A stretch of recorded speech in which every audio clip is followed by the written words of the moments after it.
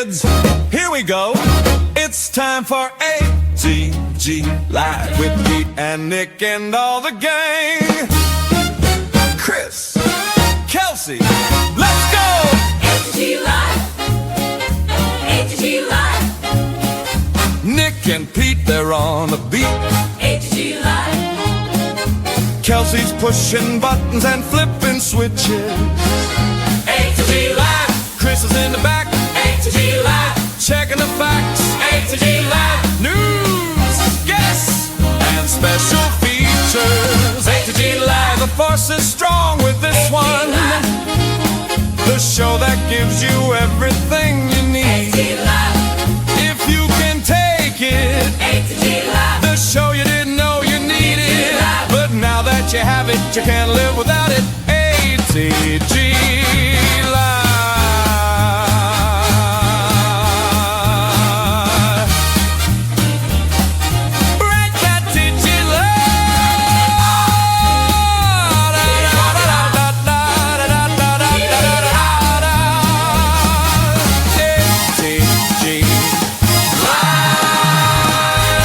It's a new week. It's a new show. It's 3 weeks in a row, despite the fact that we told you we're going to start going into an every other week situation. But we've had a perfect storm of amazing things, great guests. Pete's book came out last week, so we are on 3 in a row. We will be off next week because it's Thanksgiving. The week after that, you know, it's anybody's game. It's anybody's guess. You don't know what's going to happen around here. But tonight, it is ATGLive. I am one of your hosts, Nick. I am joined with my good friend, my brother from another mother. Pete Fletzer is here, author, noted author, release book author. Not noted. I would say noted. Author. I noticed. Chris probably noticed. Somebody noticed. You're noted. But it's another Thursday night of talking about Star Wars, talking about the news of the week, digging into some fun stuff, and we have a fantastic guest tonight. Pete, who is with us tonight on the show? We are joined by Kwame Mbalia. He's the author of the new book called Star Wars: The Final Order. You're saying author so many times, I almost said the final author, and that would be just a weird book title. But that'd be a tough way to go. The Final Order. Listen, if you're a fan of Finn, Jannah, the sequel trilogy, check out that book immediately. In fact, you can read it while we're talking to him in a couple minutes, but it's definitely, it is billed as the first post Rise of Sky. No, not Rise. Yeah. Rise of Skywalker. Rise of Skywalker. I always feel like I always get the title wrong of Rise of Skywalker, and then I always screw up Revenge of the Sith. I still say Return of the Sith, and that's not right. I've only been a fan for 48 years, so I still have some time. What do you even know? But Big no, fan. This book is great. It's available on wherever you can get books. It's also available on audio, which is the way I checked it out. And just a really fun book. And I'm excited to talk to Kwame about that. I have so many questions. I have, no spoiler questions because we want you to read it, but I do have some questions for him. So absolutely. And it's such a fun space and time in Star Wars. And we've got stuff coming up eventually with, the Rey movie and, the things that are going to fall into that timeline. But it is kind of a significant deal for it to be the first canon thing in the post Rise of Skywalker era. So that's going to be something certainly for us to dig into. Lots of fun stuff there. We're going to get to him in just a few minutes. Before we do that, we are nothing if not shills. I can prove it because it's written on my cell phone case. We are shills. And so tonight, what I am shilling to you is the SSWnetwork.com. It is your one-stop shop for everything we do. It's right here on the screen. Merchandise, news stories, Patreon program. We have a great Patreon program. We had a dedicated, amazing group of patrons who support us, and we haven't shouted y'all out enough lately. We love you. We thank you for your support of us. If you'd like to be a part of that, I believe it's for as little as $3 a month. You can get connected up for some swag, early interviews when we do the long form podcast, meetups. We really are trying to make this something that's worthwhile for you. Again, we've got our merch store. We come up with silly ideas for t-shirts, stickers, pint glasses.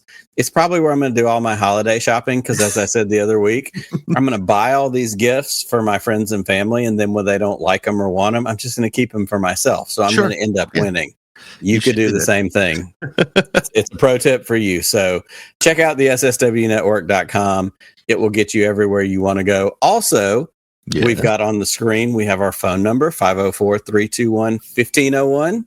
If you call that number, it's a Google voice line. You're not going to wake me up in the middle of the night. I'll sleep just fine. Well, aside from the normal horrors of life, but I will sleep just fine. You won't wake me up, but you can leave us your thoughts about Star Wars. And if you call and leave them, we will play them. History has proven we will play them on the air. We don't care if you talk about how dumb you think we are, or if our takes are bad, or if you have a really brilliant take. We're not going to try and claim it for ourselves. We're going to play it. We're going to talk about it. So give us a call. Tell us what you love about Star Wars, because that's what we do here. We love Star Wars. Plain and simple. We love Star Wars. But you know who loves Star Wars? You know, if we're looking at our Star Wars cards and our membership cards, I think there's one guy who's part of the show who might be able to make a case for having a slightly more active Star Wars card, because nobody knows books and comics like our good friend Chris Ryans. Chris, what is up, my friend? How are you? Hey, doing great. I can't wait to talk about the Last Order. What did I call it? Did I call it the First Order? I did. Call it the Final Order. The Final Order. God dang it. You know, I am You're fired. It's You're okay. out. My book is called The Boy Owns the Myth. So who owns the toilet? Pete. Right. Wow. I am so sorry. Oh my God. You know, I want to see. I can blame Nick because.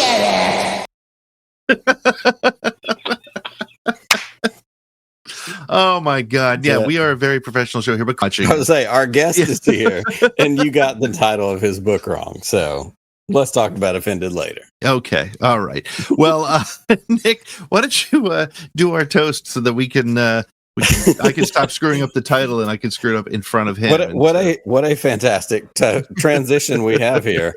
It is time for actually that reminds me. Let me upload that video real fast. Let me add that video to what we're doing. We do have a toast tonight. It is our 10 parsec toast. And this is, you may have seen it at the top of the show. Our 10 parsec toast tonight, you will notice we have my Jorg Sakul. That's our George Lucas type X-Wing pilot figure in here. Our toast tonight goes out to my father, Dan Milkey. My dad died on Monday night. He was sick for a very long time, but something that is very, very important to me is my dad is the one who introduced me to sci-fi. He introduced me to Star Wars. He was more of a Star Trek guy than a Star Wars guy, but he absolutely introduced me to Star Wars, to the expanded universe, EU. He was sick. He's resting now. He's at peace now, which gives me peace, and I'm thankful for that. But I would not be the person I am, the man I am, the husband, the father I am without the guidance of my father over the last 47 years of my life. So I am going to miss him. I am very, very thankful that he is resting. But I did have to use the Jorg Sakul figure because at certain times in his life with his beard and his hair and his beard, my dad kind of passed a weird, bizarre resemblance to George Lucas. So fake George goes into the glass. I raise a toast absolutely to Daniel Howard Milkey Jr. And to all of my friends hanging out. A lot of you have reached out to me in the last couple of days with your support, and I thank you for that. So I cheers, happy Star Wars, and in honor of my dad, I will say live long and prosper. I'm so sorry for you, man, and we of course send our love from the Northeast down to you absolutely. guys. He, like I said, fantastic man. Great influence in my life, great grandfather, husband, friend, incredibly talented. Like the amount of stuff that he could do, like I wish I could do all the stuff he did. His career, his trade, he was a watch and clock maker, which is like little teeny tiny parts. And he was a certified Rolex technician, did all this incredible stuff. And he could paint and he could build stuff out of wood. And he was that guy. And I admire it so much. So we will miss him. But most importantly, I'm so thankful that he's able to finally rest. So thank y'all for allowing me the moment to share with him, because again, I wouldn't be here without him. So it's a big deal for me. Yeah, for sure. Well, we're going to take a quick break. And when we come back, we're going to be joined by Kwame Mbalia, the author of Star Wars, The Last Order. Did I get it right that time? I did. All right, we'll be right back in just a minute. Hey, everybody, this is Pete Fletzer, and this episode is brought to you by my new book, Who Owns the Myth? It's a deep dive into Star Wars fandom and the stories that shape us. It's available right now on Amazon in hard copy and Kindle, but if you want the good stuff like signed copies, swag packs, exclusive bundles, head on over to whoownsthemyth.com. And for a limited time, if you use the code MYTHPOD, MYTHPOD at checkout, you're going to get 25% off your entire order. So go grab yours today. Available on Amazon and whoownsthemyth.com.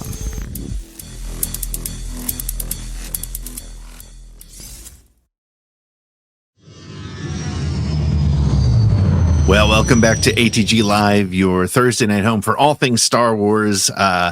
We do have book conversations, believe it or not, even though Nick and I have not been as adamant as we should be, but I live in Alabama. I am functionally illiterate most of the time. Well, I think by law, I don't think they sell as many books in Alabama, actually, if I'm not mistaken, unless you can color them in. Wow. Canceled. In Alabama. Well, tonight we're thrilled to welcome a truly extraordinary storyteller, Kwame Mbalia. He is a New York Times bestselling author, best known for Tristan Strong, a series that blends African-American folklore, African mythology, I love mythology, and heartfelt adventure in a way that has resonated with readers of all ages. His work is celebrated for its humor, heart, and its powerful exploration of heritage and heroism. His latest Star Wars book is Star Wars: The Last Order, which we are excited to talk to him about. Beyond his novels, Kwame is also an advocate for diverse voices in publishing and a creative force who brings joy, depth, and imagination to everything he works on. And the book is great. Please join me in welcoming Kwame Mbalia.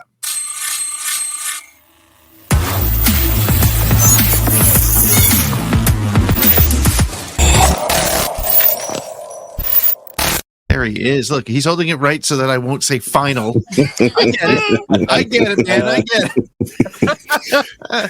Pete, you get a pass, man, because I think as someone with the name that I have, it takes people a couple tries sometimes to get it right, but you absolutely nailed it. Yeah, you nailed Kwame Mbalia, and so you know what? If you want to call it the final order, if you throw whatever synonym you want there. You've got for the run of the show, you've got a pass. It could be the tasty order, whatever you're feeling. Well, thank you. And listen, I get it because on the other side with a name like Fletzer, I get Fletcher all the time. I was on Screen Crush with my friends over there, and the first 2 years, Ryan and Eric called me Pete Feltzer, and so always put the name wrong on the screen, but we're there. We did it. We're just happy that you are with us tonight. Thank you so much for hanging out, and congrats on the book, man. How's it feel? How does it feel that it's out? And it feels great. And my science fiction and fantasy reader nerds will recognize this this analogy or this saying, but like it was really a joy of 3 parts. There's of course, like the knowledge that I'm going to be doing a book in the Star Wars universe, right? Like there's that celebration, there's that joy. And then there's the joy of like completing it, sending it off, the story group loves it. I got a couple of, I can't remember if it was like haha or LOLs from Pablo Hidalgo, which is, as someone who has many copies of like the teardowns of vehicles and everything, getting that was like, yes, that's a feather in the cap. So there's joy sending that in. And then there's the joy of release and sort of the appreciation from everyone. Like it has been an incredibly positive experience. And I don't care what fandom you're a part of, right? You understand that with every high, there are lows that will come with it. And I have to say, I have been surfing high with all of the appreciation, the support from the Star Wars family, both within the publishing industry and just the readers, casual fans, show hosts, podcast hosts like yourself. It has been a really, really, really incredible experience. And as a, the little nerd who wandered into the halcyon corridors of Blockbuster Video and first saw the poster on the wall with Luke holding the lightsaber, and Leia down there, to come full circle like that. It's a phenomenal and also humbling experience. Yeah, for sure. It's really incredible. Well, I want to ask you this, and we would be remiss if we didn't, because it's kind of the starting point for any Star Wars podcast, live stream, whatever. Give us kind of the quick background on when you became a Star Wars fan, and then kind of translate that into when you found out you got to do this project, because obviously there's a love for Star Wars. Kind of connect those two things for us.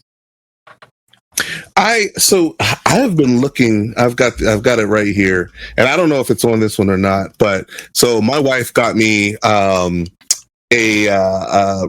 Game Boy. Yes. For I think it was my birthday a couple years back, right? And I've been trying to find. I distinctly remember playing a Star Wars game where I'm Luke and I'm wandering the deserts of Tatooine. I think I can hop in a speeder. I think I can travel in. I don't know. I can't remember what the game is.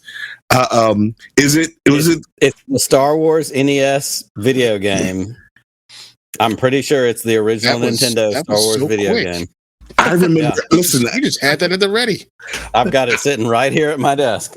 I remember spending hours on that game, and that was because I told you, I first saw the poster on Blockbuster Video, but I distinctly remember watching every holiday season.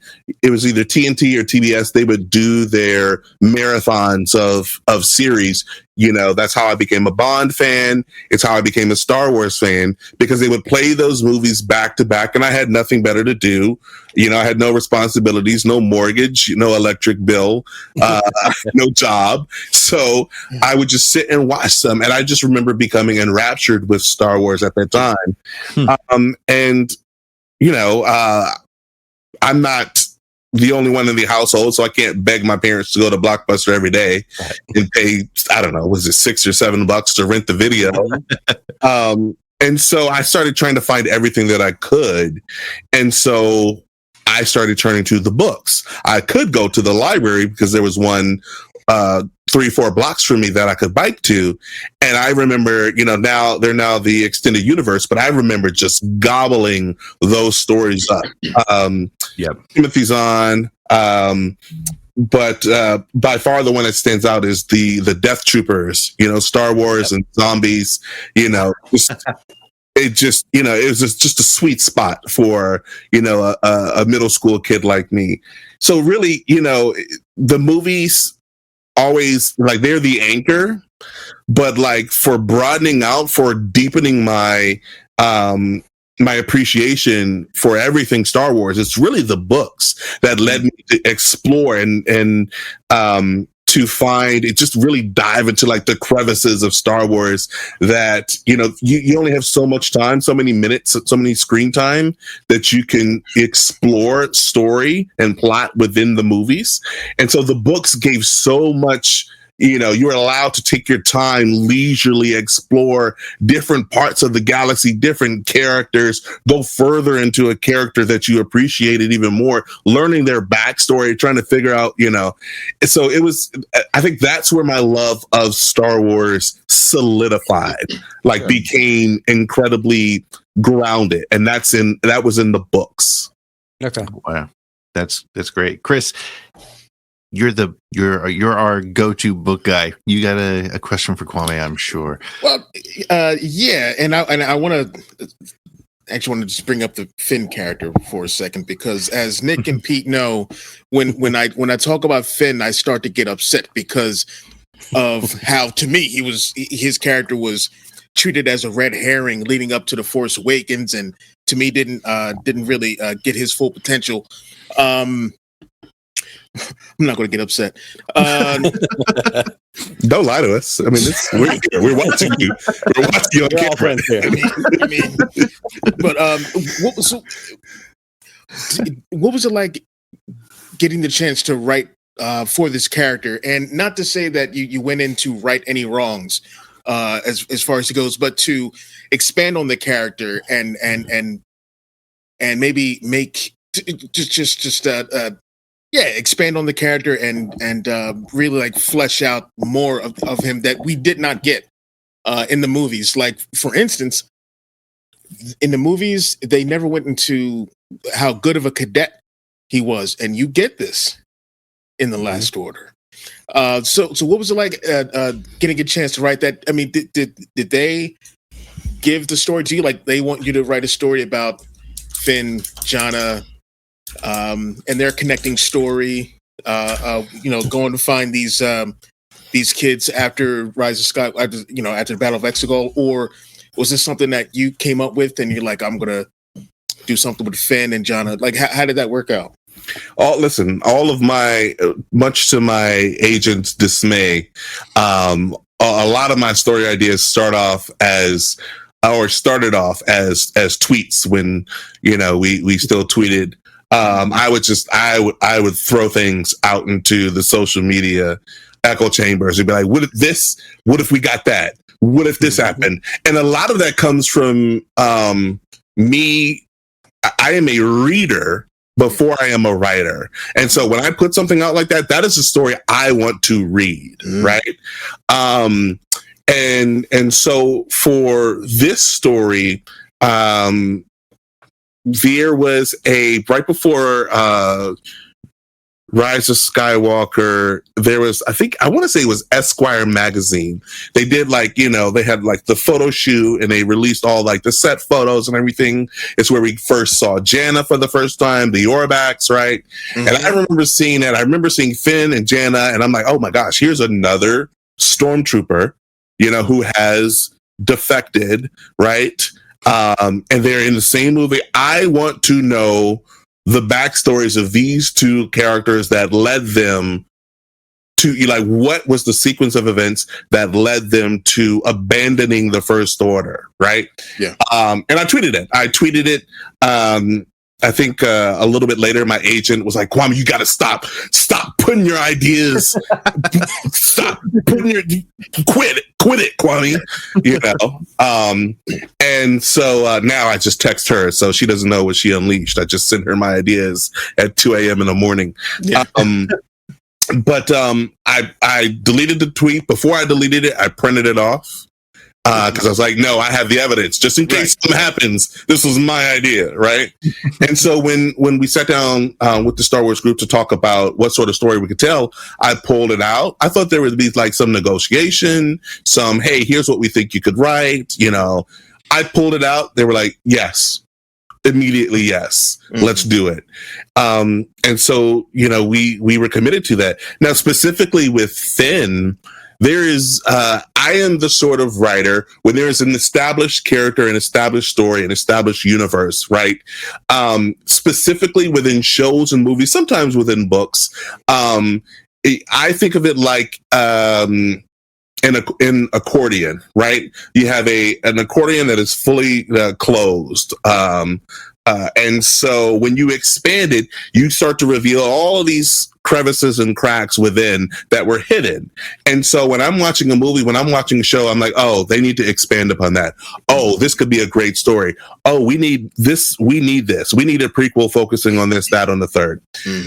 So with Finn, I distinctly remember in The Force Awakens, there was a moment, Finn is at the table with Maz, and Maz says something to him, and Finn says, you have no idea what I'm capable of. And that just lodged in my brain. I'm like, why would he say that? You don't say that unless you've done something in the past that no one knows about, that you can't tell for very specific reasons, right? So that was really the kernel of Finn's story within The Last Order, was really revealing just a few of the events that people have no idea about, right? To this day. And it really gives me a chance. I want to credit Greg Rucka, who is the author of Star Wars Before the Awakening, which were 3 short stories of Finn, Rey, and Poe. And within Finn's story, we do get a little bit more information about how good of a cadet he was, Yeah. right? How good of a leader, his marksmanship, just the various capabilities that he had. And I took that, and that was sort of the scaffolding. I was like, okay, Finn is more than just comic relief within the story. He's more than just a emotional, charismatic, and hilarious driver of plot, right? There's depth to him. And so when I was trying to write his story, I leaned upon that. And whenever I'm writing a story, the biggest thing that I want to get across to the reader is the characters change, their growth, the story arc of the character that starts within. And for Finn, it's easy. We know where he ends up. He ends up as defecting, running away, right? So what signals the most growth? Have him as a dedicated trooper for the First Order, right? And then we get those steps to see those external nudges that force, this is the scientist in me, we have that physics. What is that impact? What is that momentum that is driving Finn away from his projected arc to this new story arc where he grows into a different character?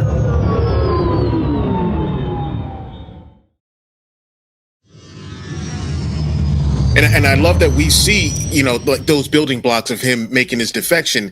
And with Jannah, we see, I guess, her full story of her defection before we meet her in Rise of Skywalker. And truth be told, I'm still listening to the book. I'm like a couple hours away, but I can see like where this is going, and like right now, like, oh man, the Major is he's doing some greasy work, and oof. But it's cool that they are seeing just like they've been brought up, like how they've been brought up, and how that's been wrong, and how bad that this organization is. So it's fantastic to see that, and I'm real hopeful to see what happens with these younger cadets that they found, and so I'm real excited to get to the end of this book. Yeah, I have to say, Jannah was writing Finn is fun because I love Finn. Writing Jannah was exhilarating because she was a blank slate. Yeah. We had one, I think 3 or 4 sentence Wikipedia entry for her before she reaches the movie. She's a complete blank slate. Am I allowed to swear on this podcast? Yes, you are, sir. Absolutely. It's a gentle swear, I swear.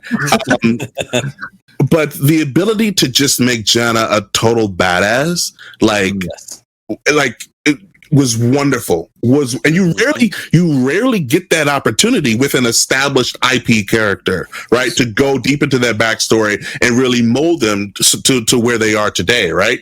Yeah. And so being able to focus on the heart of her story, which is the relationships with her and her squad mates, right? Yeah.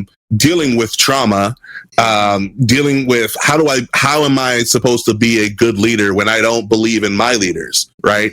At the end of the day, I always have to remind people, at the end of the day, this is a young adult book. This was a book with the intended readership was always going to be primarily teens, right?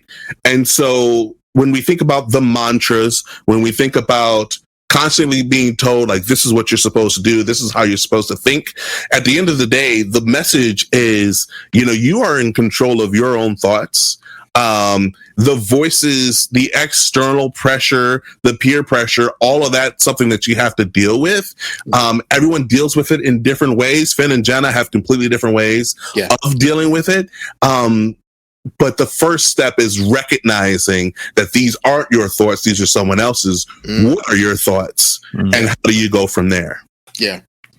That's great. That's great. Well, I have a couple more really important Finn questions that I want to get to, but we're going to take a real short break. And when we come back, I want to talk about that. I want to dig more into Jannah, and we're going to spend some more time talking to you about this book and the approach to it, because I think it does definitely, it's written in a very sort of unique and specific way. So we're going to take a real quick break. And when we come back, we'll be spending more time with Kwame Mbalia.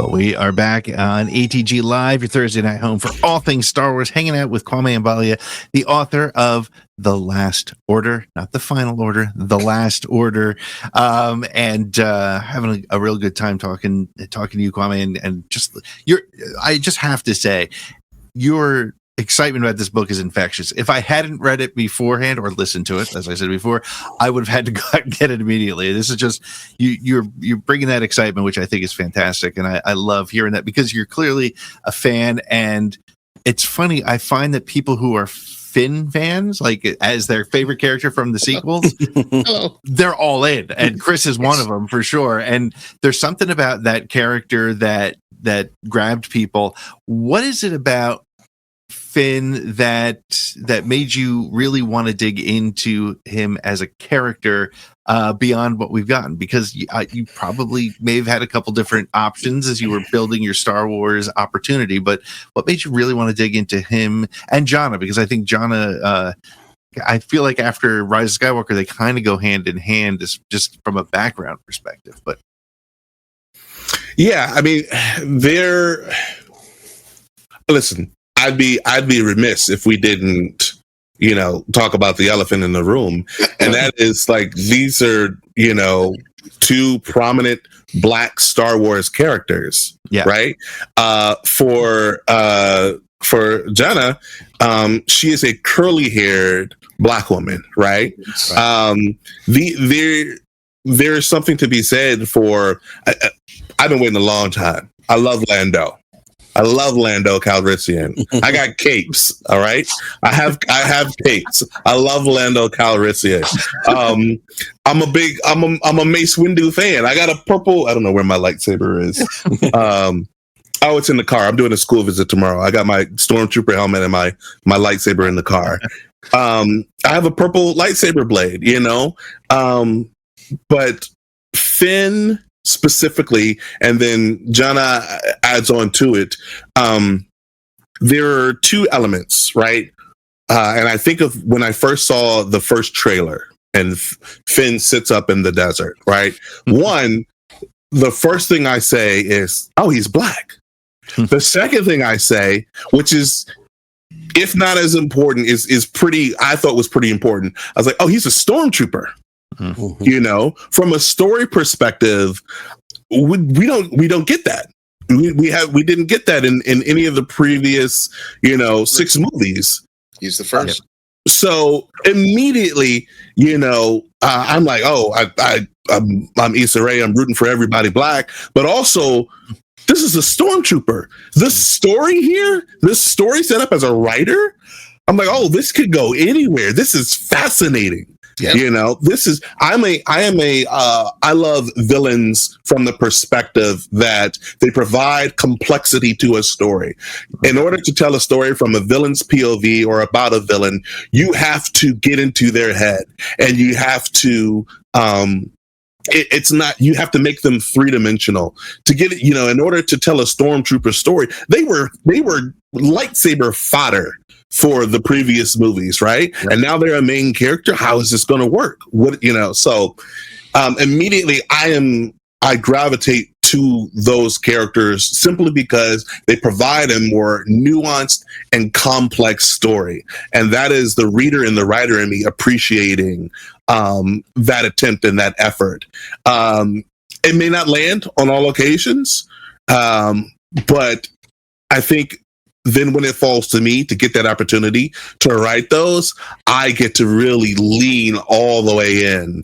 And it's an exhilarating prospect. Again, I'm a reader before I'm a writer, and both sides of me recognizes that that's a challenge to write about. Yeah, no, I love that. I love villain stories, or at least in this case, the stories. I mean, we know both of them will become heroes at some point because we've seen the movie. But yeah, I love the concept of either a villain just believing they're right, believing they're the good guy, or a villain starting to say, is this the right way to do things? And I think that's a really great thing captured there.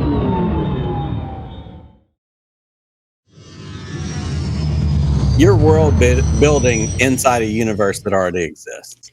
this, you've got story group, you have, I don't want to say constraints, because obviously there's a lot of opportunity for you as a writer, as an artist, to do your thing. What freedoms did you find in this Star Wars sandbox, and maybe what were the constraints that were a challenge for you? Tell us a little bit about that process of getting to work in Star Wars. One of my favorite things to talk about on a school visit is I asked the young audience, the students, a question. I was like, what do you think is more difficult? Writing a book within the Star Wars universe and following the canon and everything, or writing book 2 in your own series? And everyone's always like, oh, it's Star Wars, it's Star Wars. I'm like, no, writing book 2 in my own series was more difficult than writing, within Star Wars. They had constraints.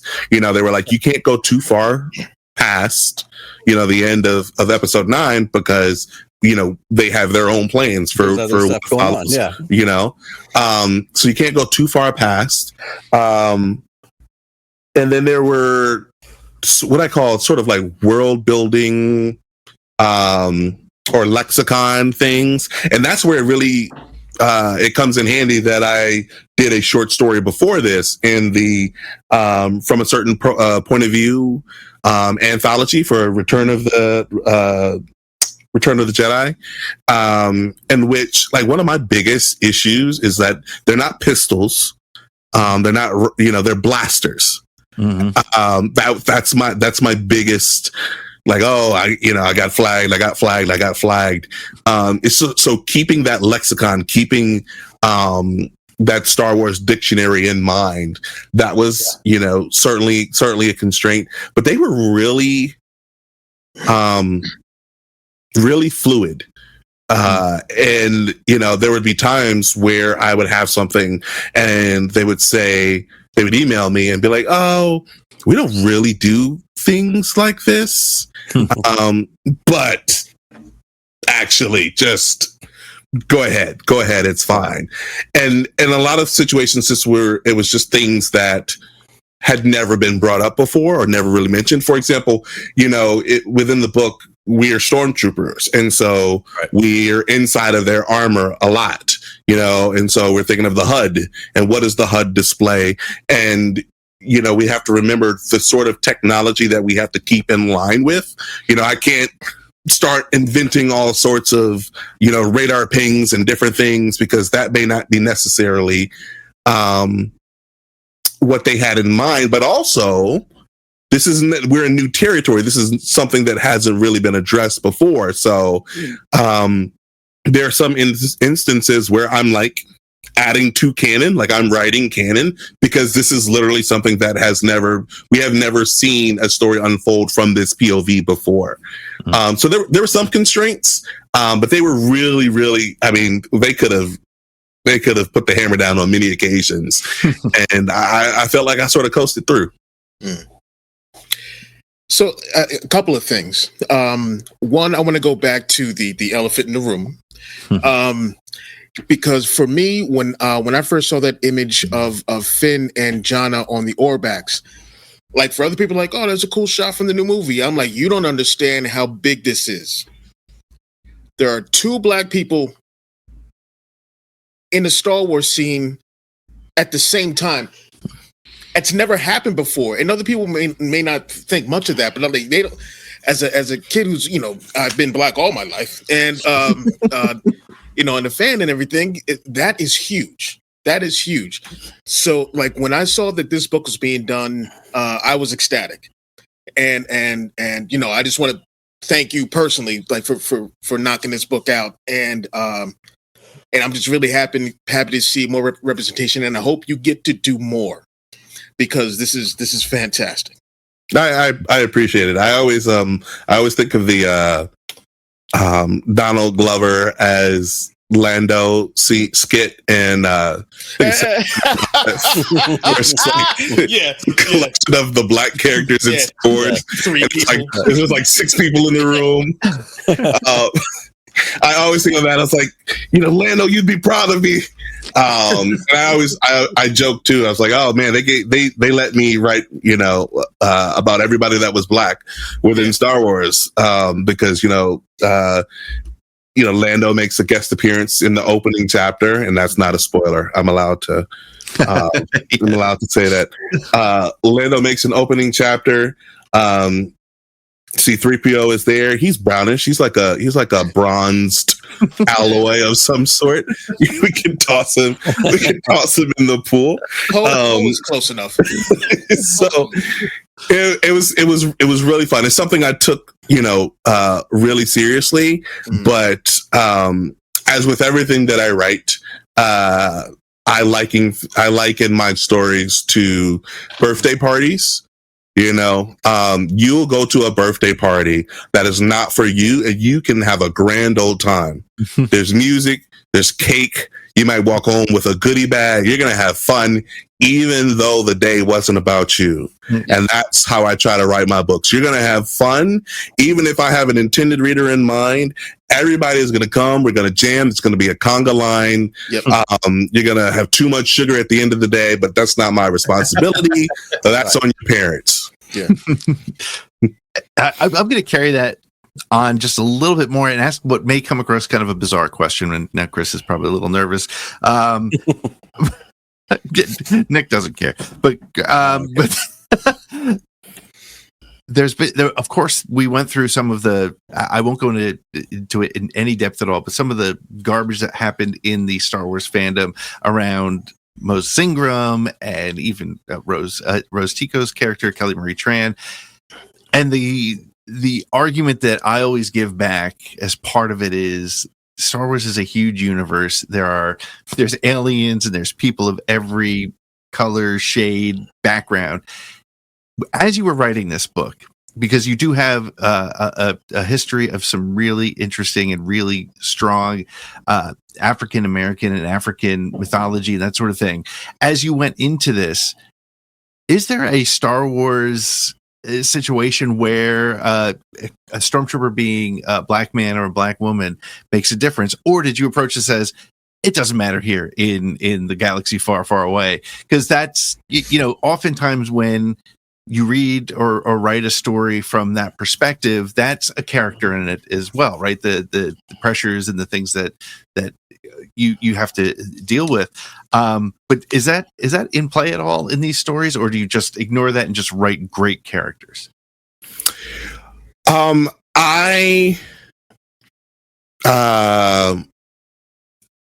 way I was raised,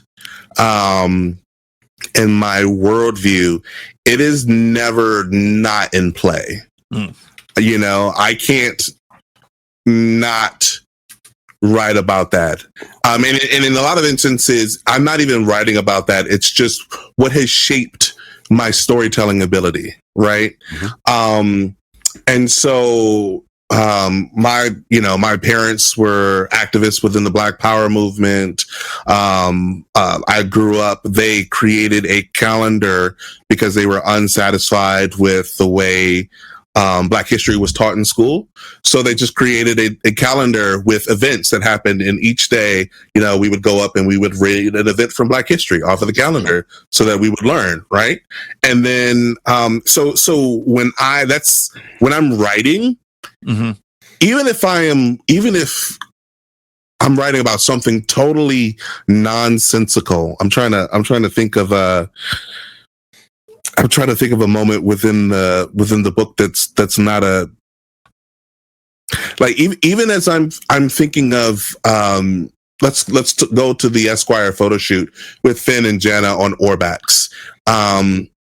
I am thinking, as I see that, even though it may never come into play directly on the page as I am writing a story, I immediately think of and associate that image with images that I've seen of Buffalo Soldiers and the complicated history of Black people with this Western expansion, right? As both oppressors and oppressed. So there's so much, and I think that's actually a perfect analogy, because I thought your question was going to be about, what is it like, or how did you feel about writing a Black person as a stormtrooper? Someone who's a part of this massive organized effort to dominate, right? And to oppress. What is that like? So it's never far from my brain as I'm writing, just because of who I am and how I was raised, and also what I want my stories to be about. You will never read a Kwame Mbalia book and not walk away without having learned something. I will say that the planet of Tanawakora comes from the, oh my gosh, I'm going to mess it up. I'm going to mess it up. That is why I always keep a web browser up with my history.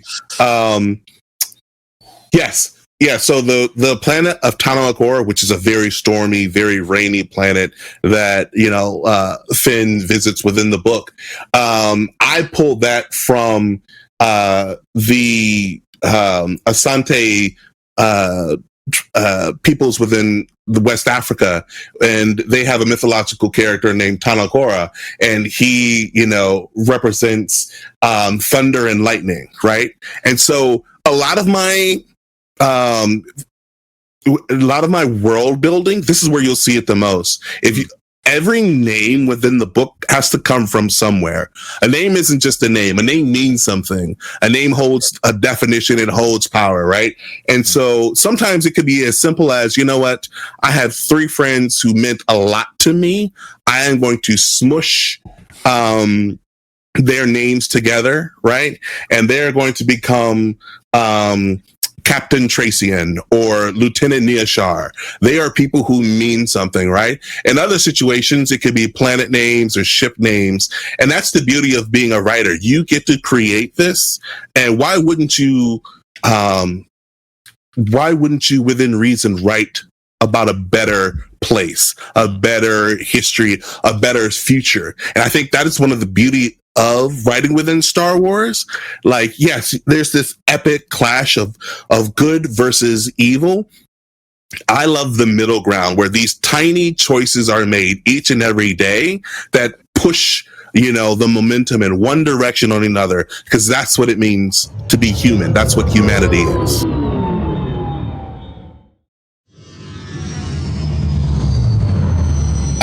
Okay.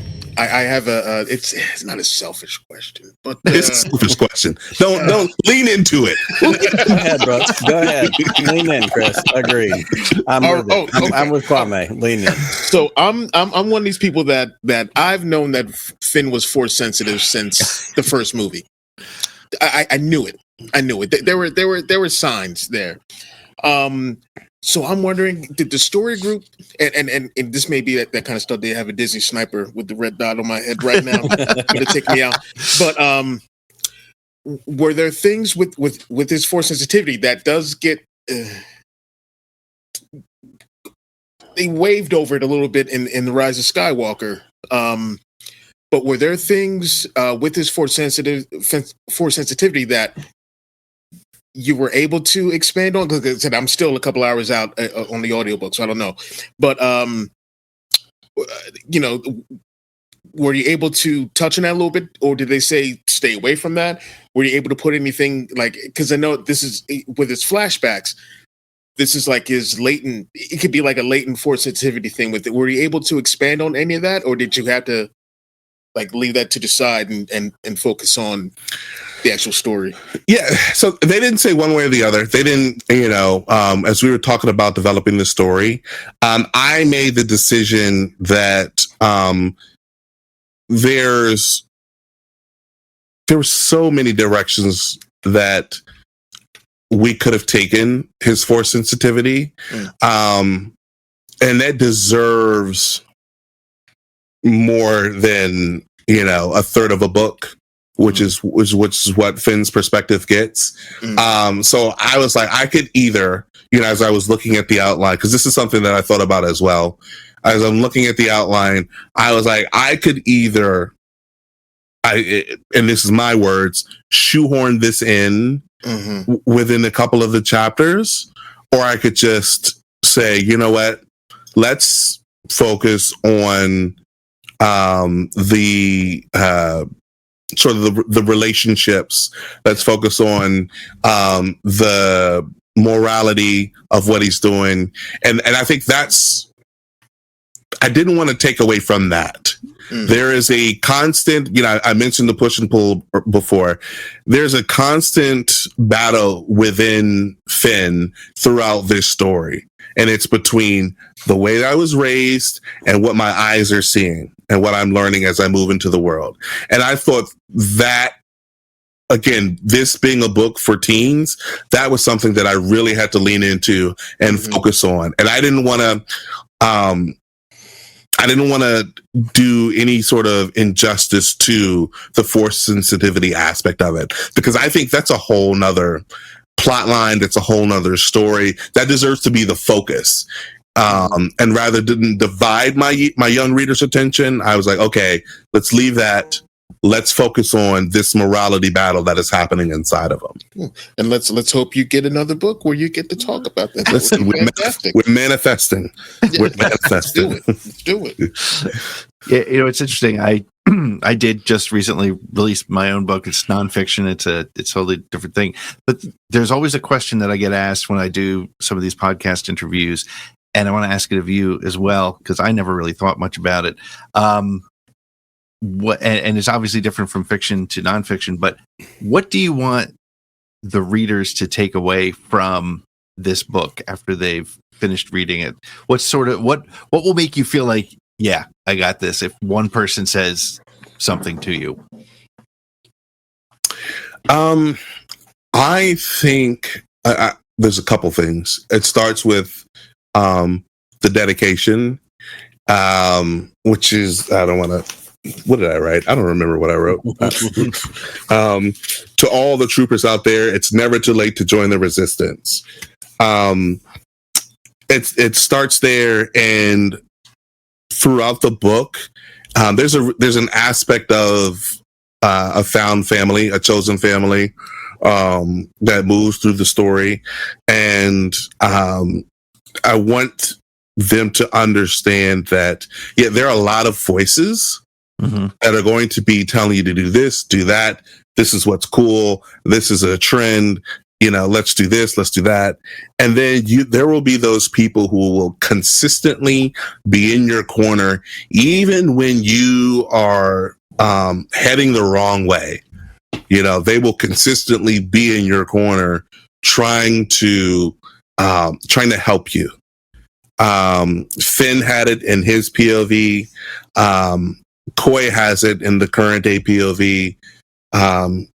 And Jannah is realizing that she is that person for her squad mates in her POV.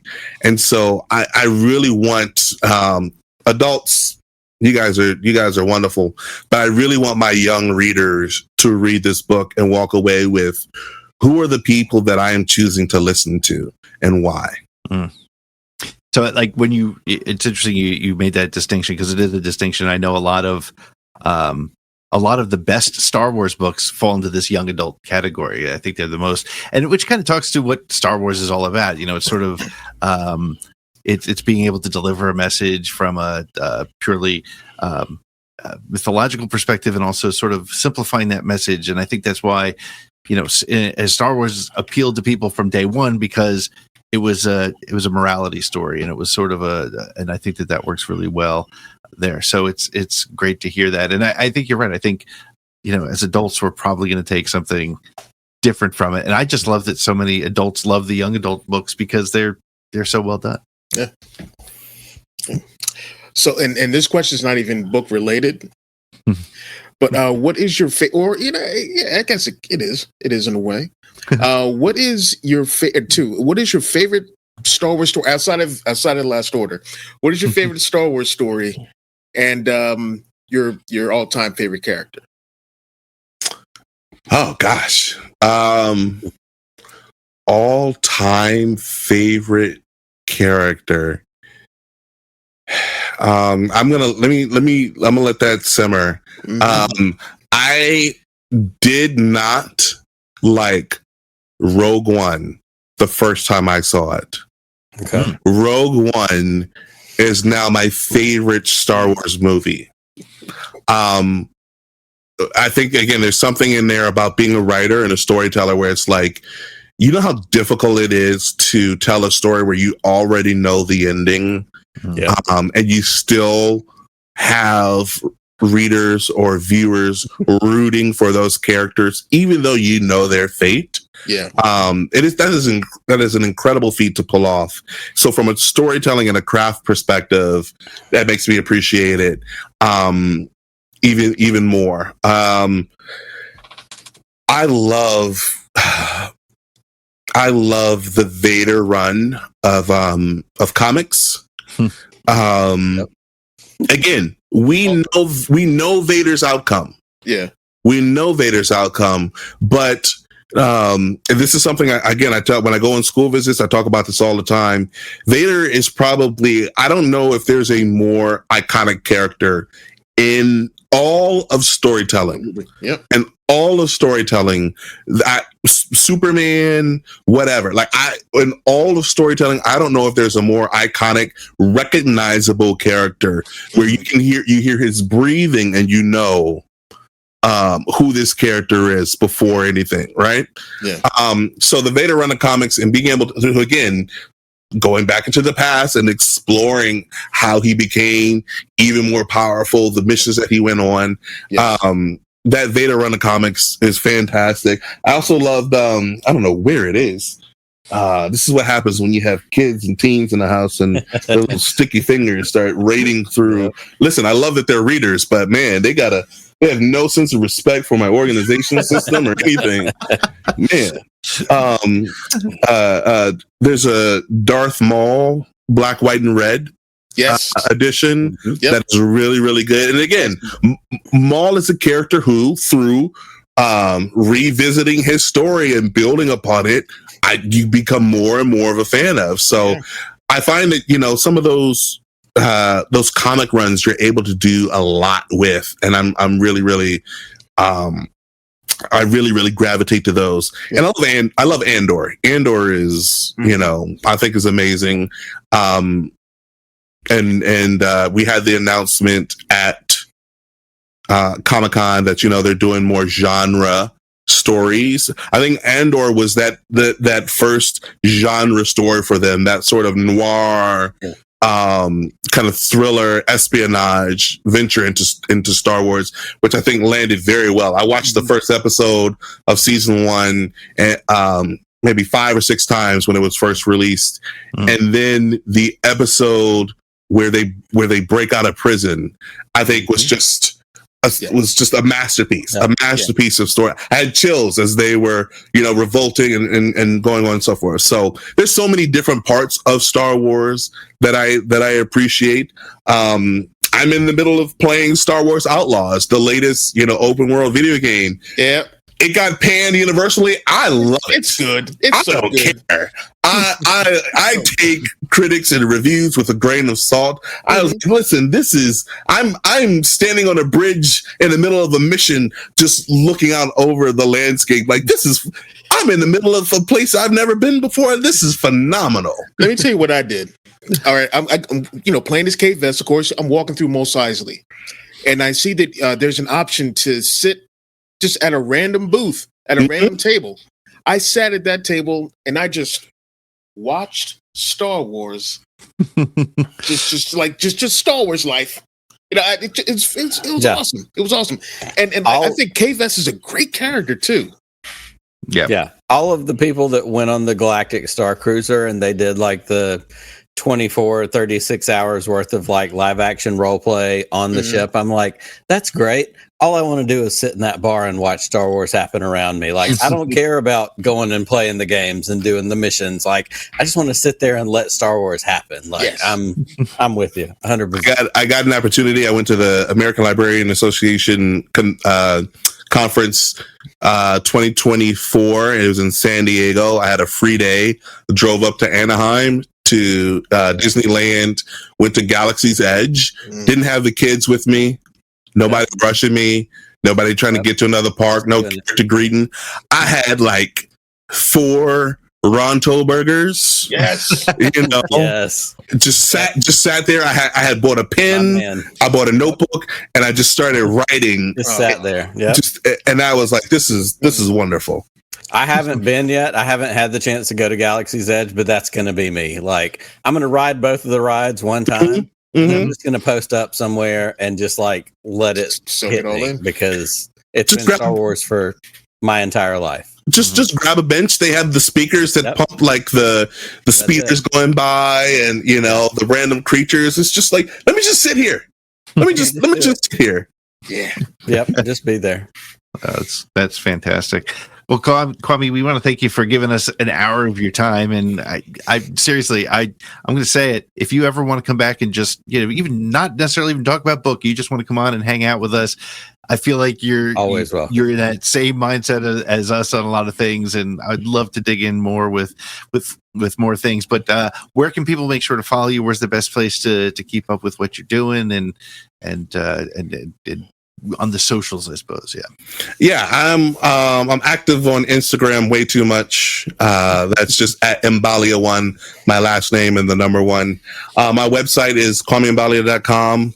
I have yet to close the feedback form, so you can send me whatever you want. I haven't had to close it in the 7 or 8 years I've had the website open. So, and I'm pretty responsive, so you can hit me up. That comes straight to me. Other than that, you will probably find me in a bookstore somewhere in the Star Wars section, not with any of the novels, but just with the schematic, vehicle, blown up around me, just so that I'm like, no. Dictionaries. That's it. Even before I wrote Star Wars and I was just a fan, I was writing sci-fi. I was like, this is really helpful. No. This is the propulsion. This is where the ion cannons would go. No, that totally makes sense. So find me in your local bookstore, your local library. I'm a nerd before all else. That's awesome. Yeah, I really think everything you're saying, I'm like, this guy has hung out with us before somewhere, so I don't know. We're all related somehow. But Kwame, this has been really a blast, and seriously, go check out The Last Order as soon as you can. It's I could just gush about just the way you captured Finn and Jannah. The cover's amazing.